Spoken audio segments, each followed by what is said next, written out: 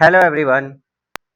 आज हम GST CA intermediate case scenarios करना स्टार्ट करेंगे।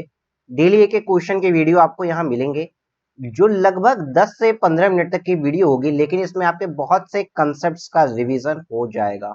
सर वीडियो करेगा कौन? सीए इंटर भी करेगा और सीए फाइनल भी करेंगे, क्योंकि दोनों के लिए ये इलिजिबल है।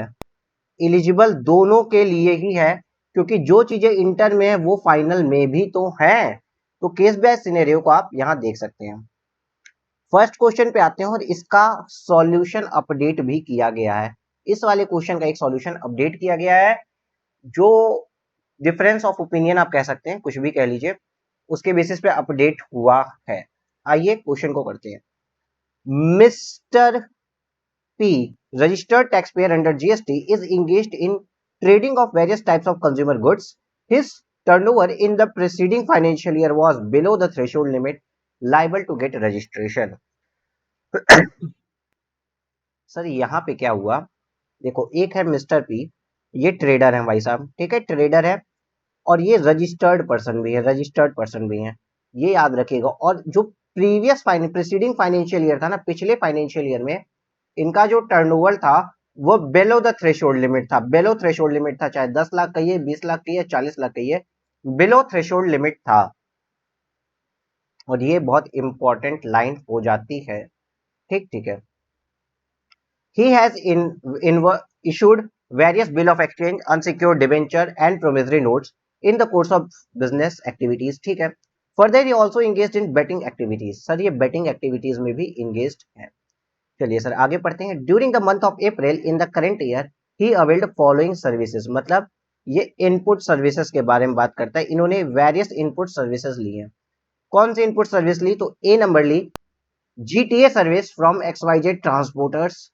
जीटीए चार्ज 5%, 35,000 रुपए की जीटीए सर्विस ली है, और 5% वाला जीटीए है। इसका मतलब सर ये आरसीएम वाला है, और जीटीए की इस सर्विस पे इनको रिवर्स चार्ज मैनेजमेंट के अंदर टैक्स पे करना पड़ेगा। सेकेंड क्वेश्चन बोलता है आपसे, renting of godown premises from local municipality, 40,000 रुपए।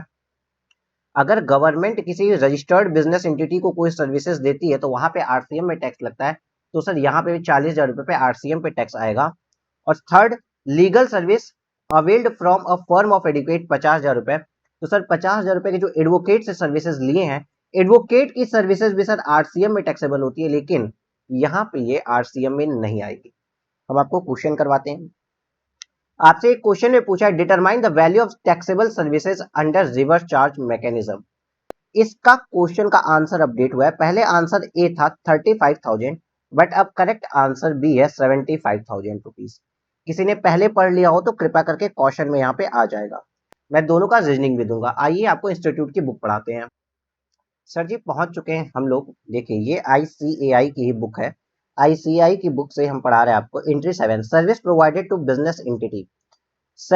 एंट्री नंबर 7 कहता है कि बिजनेस एंटिटी को अगर कोई सर्विस देते हैं, are exempt if its aggregate turnover is up to such amount it is in the preceding financial year make it eligible for exemption from registration. अगर वो पिछले साल रजिस्ट्रेशन से एग्जेम्प्ट थी, तो करंट ईयर में अगर उसको कोई सर्विस देते हैं तो वो एग्जामिशन दे जाती है। लेकिन however this exemption is not applicable for specified service and renting of immovable property service. Renting relating to immovable property का मतलब क्या है वो आगे बता दिया गया है। मतलब सर क्या होता था कि पिछले आंसर में इन्होंने क्या किया था कि वहां पे वो क्वेश्चन दिखा। हाँ देखो बाबू, क्वेश्चन में यहाँ पे जब ये था ना कि देखो यहाँ पे renting of godown premises from local municipality, मतलब जो आप सेंट्रल या स्टेट गवर्नमेंट से जो भी आपको रेंटिंग ऑफ इमूवेबल प्रॉपर्टी की जो सर्विस मिल रही है, अगर आप पिछले साल प्रीसीडिंग फाइनेंशियल ईयर में रजिस्टर्ड नहीं होने वाले थे तो इन्होंने क्या किया था, इस पे भी आरसीएम में टैक्स नहीं लिया था। लेकिन ये रूल इस पे नहीं लगता है, रेंटिंग ऑफ इमूवेबल प्रॉपर्टी और स्पेसिफाइड सर्विसेज पे ये रूल नहीं लगता है कि no tax if preceding financial year में आपके ऊपर थ्रेशोल्ड एग्जेम्पशन में आप नहीं आते थे। तो यहाँ पे सर आरसीएम लग जाएगा और आंसर को सुधार दिया गया। लेकिन लीगल सर्विसेज, जो लीगल सर्विस होती हैं ऑफ फर्म ऑफ एडवोकेट और 50,000 रुपए, ये आरसीएम नहीं लगता है अगर प्रीसीडिंग फाइनेंशियल ईयर में आपका turnover below the threshold limit liable to get registration था। तो सर यहाँ पे आपका आरसीएम नहीं आएगा। कहाँ लिखा है, आइए दिखाते हैं आपको। आ जाइए सर, देखिए ये आपकी इंस्टीट्यूट ऑफ चार्टर्ड अकाउंटेंसी की बुक, और इसमें अब हम लीगल सर्विसेज कब एग्जेम्प्ट होती है इसको पढ़ रहे हैं, एग्जेम्पशन के बारे में हम पढ़ रहे हैं। Service provided bye arbitral tribunal partnership firm of advocates, हमारे क्वेश्चन में क्या है, partnership of firm of advocates ने सर्विस दी है किसको, टू बिजनेस एंटिटी, क्योंकि यहाँ पे परशुराम की बिजनेस एंटिटी को दी है, with an aggregate turnover up to such amount in the preceding financial year it make eligible for exemption from the registration under GST act. Central government, तो यहाँ पे भाई साहब आपको लीगल सर्विस एग्जेम्प्ट हो जाएगी अगर बिजनेस एंटिटी जिसको पार्टनरशिप फर्म ने, देखो यहाँ पे लिखा सर्विस प्रोवाइडेड किया है किसने, पार्टनरशिप फर्म में, किसी बिजनेस एंटिटी को जिसका aggregate turnover up to that amount, अगर मान लो 10 लाख रुपए एग्जेम्पशन की लिमिट थी तो अप टू 10 लाख ही रहा है preceding financial as make eligible for exemption from registration, मतलब टर्नओवर उतना ही रहा है जहां तक रजिस्ट्रेशन लेने की नीड नहीं थी। अगर ऐसी बिजनेस एंटिटी को अगर अपने लीगल सर्विस दी है तो भी यहाँ पे आरसीएम वगैरह या कोई भी बात नहीं होगी, ये सीधा एग्जेम्पशन में चला गया है। ठीक है सर, वो भी जो गवर्नमेंट ने सर्विस प्रोवाइडेड की थी ना, एक सेकेंड, वो भी एग्जामिशन के तहत ही आएगा, मैं आपको दिखाता हूं।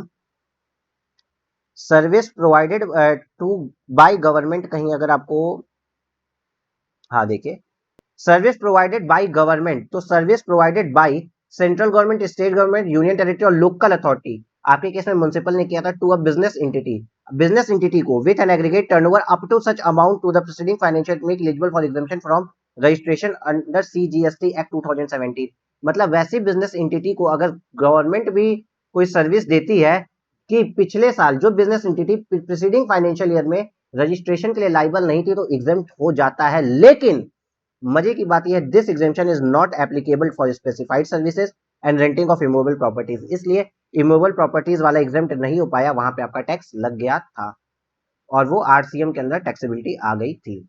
आइए अब आते हैं क्वेश्चन पे अपने। तो सर ये है आपका एमसीक्यू का क्वेश्चन। तो सर इस तरीके से आपके अंदर आरसीएम के लिए कौन कौन सा टैक्स पे करेगा, आरसीएम के लिए कहाँ जाएगा सर, एक 35,000 रुपए ये आरसीएम में जाएगा और 40,000 ये आरसीएम में जाएगा।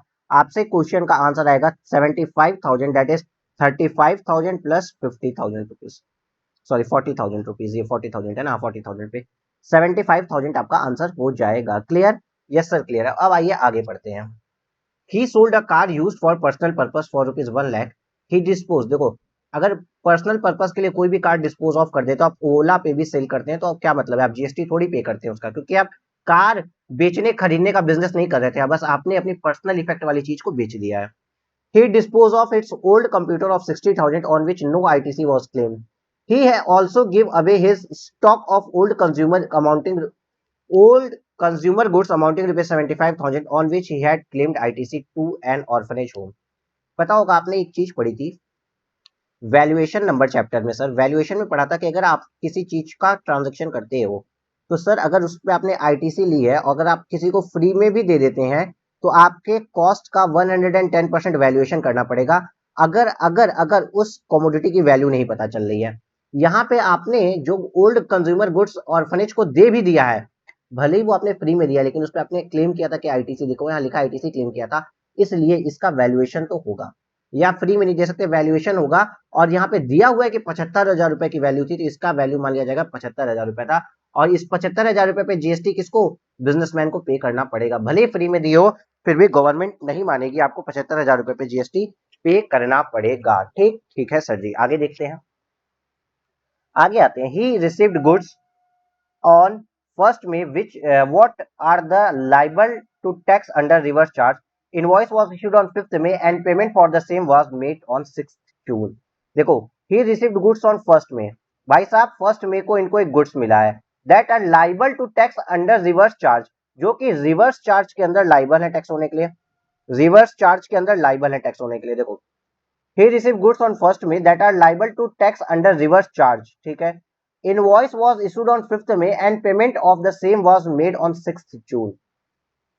अगर रिवर्स चार्ज की बात आती है तो गुड्स का रिवर्स चार्ज तो आपके में है भी नहीं, लेकिन रिवर्स चार्ज के केस में भी अगर बात आती है तो भाई साहब 1 मई को आप liable to take reverse charge थे। एक सेकंड थोड़ा सा क्लियर कर दें सर, गुड्स आपको 1 मई को मिल गया तो लास्ट डेट आपको 1 मई को इनवॉइस इशू कर देनी चाहिए थी, इनवॉइस 5 मई को हुई है, लेकिन फिर भी गुड्स के केस में क्या होता है कि रिमूवल की डेट पे ही इनवॉइस इशू करनी होती है। ठीक ठीक है सर जी। He paid repair expenses of truck use for transportation of goods of his business. Business के लिए इन्होंने रिपेयर करवाया ट्रक का। देखो ट्रक का काम क्या चल रहा है सर, गुड्स के डिलीवरी के लिए, ये बिजनेस के लिए यूज हो रहा है। तो ट्रक पे अगर आपको आईटीसी मिलता है तो आप ट्रक का आईटीसी भी अवेल कर सकते हैं। और ट्रक की मेंटेनेंस या इंश्योरेंस चार्जेस पे जो जीएसटी मिल रहा है ना, जो जीएसटी लग रहा है उसका भी आपको आईटीसी मिल जाएगा, याद रखिएगा, क्योंकि ये बिजनेस पर्पस के लिए यूज हो रहा है। तो GST component involve thereon is 13,000 rupees. He arrange for catering of Labour Day function and paid bill of such GST components was 15,000. He received first lot of certain goods having GST component for rupees 25,000 rupees. पहला lot मिला है ना, अंतिम lot पे हम book करते हैं ITC, तो ये भी नहीं जाएगा। जीएसटी कंपोनेंट जो लेबर डे के फंक्शन पे गया है कैटरिंग के लिए, अगर आपकी आउटवर्ड सप्लाई कैटरिंग की नहीं है तो आपको कोई आईटीसी नहीं मिलता है। तो यहाँ पे आईटीसी सिर्फ और सिर्फ इस 13,000 रुपए का ही मिलेगा। आगे पढ़ते हैं। All the amount are given above are exclusive of taxes whether applicable all the supply referred above are intra state unless specified otherwise. सारे के सारे अमाउंट इंक्लूडिंग ये एक्सक्लूसिव ऑफ टैक्सेस हैं और इंट्रा स्टेट सप्लाई है। Condition necessary for claiming ITC have been fulfilled subject to information given above. सारी की सारी कंडीशन जो आईटीसी अवेलमेंट के लिए होती है सेटिस्फाई कर गई है based on the information given above. ऊपर दी हुई इंफॉर्मेशन के according choose the most appropriate answer for the following question. Most appropriate answer आपको देना है एबव दी हुई कंडीशन के अकॉर्डिंग कि सब कुछ सही हो पाए based on the above information. देखिए, which of the following is not considered as supply as per provision of CGST act. Sir supply क्या नहीं होती अदर देन गुड्स और सप्लाई ही सर्विस सप्लाई मानी जाती है। गुड्स और सर्विस, सॉरी, गुड्स और सर्विस की ही सप्लाई आती है। तो जो चीजें गुड्स और या सर्विस में फॉल नहीं करती उसकी सप्लाई नहीं मानी जा सकती। As like money and securities, money और सिक्योरिटीज का ट्रांजेक्शन सप्लाई नहीं कहेगा। तो bill of exchange as an money होता है। अनसिक्योर्ड ये आ गया आपका अनसिक्योर्ड डिबेंचर सिक्योरिटीज में आ गया, तो ये दोनों सप्लाई में नहीं आएंगे। बेटिंग, गैम्बलिंग या बेटिंग भी तो सर सप्लाई होती है। गैम्बलिंग या बेटिंग, आपने सट्टा लगा लिया कि सर हम हमारा ये मतलब ये, अगर इंडिया जीत गई तो हम 5,000 रुपया देंगे, तो 5,000 रुपए का जो ट्रांजेक्शन होता है या फिर जो ट्रांजेक्शन्स होते हैं, जो ट्रांजेक्शन होते हैं इंट्राडे वाले, वो सभी बेटिंग में आ गए ना यार। बेटिंग ट्रांजेक्शंस जो है वो सप्लाई में आ जाते हैं, ये भी सप्लाई होगी। Promissory note again as an monetary as an in form of money होता है प्रोमिसरी नोट भी, तो ये भी सप्लाई की मीनिंग में नहीं आएगा। मतलब देखो प्रोमिसरी नोट तो आपका जो करेंसी नोट्स होते हैं वो भी प्रोमिसरी नोट होते हैं। मैं धारक को 100 रुपए देने के अदा करता हूँ, 100 रुपए के नोट पे लिखा रहता है तो वो भी प्रोमिसरी नोट होता है। तो ये मनी की मीनिंग में आ जाता है। ये मनी में आ गया, ये सिक्योरिटीज में आ गया, ये मनी में आ गया। तो इन तीनों की सप्लाई, ये तीनों कभी भी सप्लाई की मीनिंग में नहीं आएंगे। तो फर्स्ट, सेकेंड एंड फोर्थ, ये ऑप्शन नंबर डी आपका सही होगा। प्लीज चेक कर लेना क्या ऑप्शन नंबर डी सही है। ठीक ठीक है सर जी। और इसका तो मैंने बता दिया 75,000 आंसर सही होगा। थर्ड कह रहा है आपसे in respect of the sale of personal car and dispose of computer and stock in goods value of supply will be. Sir देखो, आपका पर्सनल कार आपने बेचा, मान लीजिए आपका कैलकुलेटर टूट जाता है, बाबू आप पढ़ रहे हो, कैलकुलेटर टूट जाता है, आपने कबाड़ी को ऐसे भी दे दिया, चाहे 1 रुपए में भी दिया, तो क्या वो आपका सप्लाई बनता है? नहीं। उस तरीके से पर्सनल कार कभी सप्लाई नहीं बनती है, पर्सनल कार कभी सप्लाई नहीं बनेगी। दूसरी बात, डिस्पोज, अगर आपने कंप्यूटर डिस्पोज किए हैं, आपने बिजनेस असेट डिस्पोज कर दे लेकिन अगर उस पर आईटीसी नहीं लिया है तो वो भी सप्लाई नहीं बनता है। एंड स्टॉक ऑफ गुड्स, ये जो स्टॉक था गुड्स का, इस पे आपने आईटीसी लिया था तो ये आपकी सप्लाई बनेगी। देखो यहाँ पे आपने लिखा है, फिर से दिखा दूं क्या सर? हाँ सर दिखा दीजिए। देखिए यहाँ पे आपको दिखाते, देखिए सर, पर्सनल पर्पस के लिए जो कार थी 1 लाख रुपए में बेची, आईटीसी नहीं लगेगा। 60,000 का कंप्यूटर था, नो आईटीसी, यहाँ पे देखो नो आईटीसी टेकन था सर, तो ये भी आपकी सप्लाई नहीं बनेगा। लेकिन he has give away his stock of old furniture goods amounting ₹75,000, जिसपे इन्होंने आईटीसी क्लेम किया था।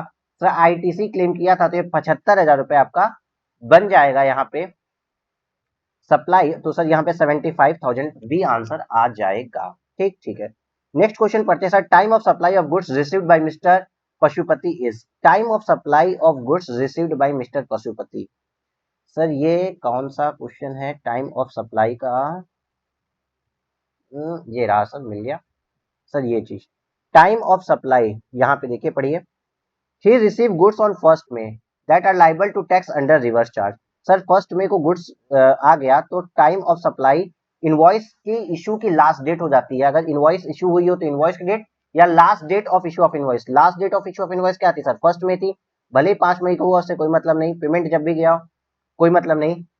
इनवॉइस की डेट और last date of issue of invoice. Last date of issue of invoice क्या थी?